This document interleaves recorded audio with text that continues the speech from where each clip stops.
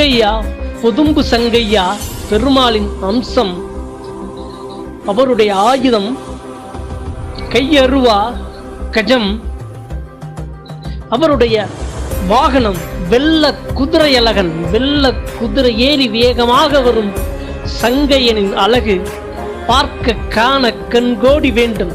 அவர் அமர்ந்திருக்கும் தோற்றம் இடது காலை மடக்கி வலது காலை தொங்கவிட்டு அவர் அருள்பாலிக்கும் அழகு பேரழகு. அவருக்கு வேண்டுதல் அருவாள் சாத்துதல். 3 அடி முதல் 5 அடி முதல் அருவா அவருக்கு வேண்டுதலாக சாத்துவது, குதிரை செய்வது.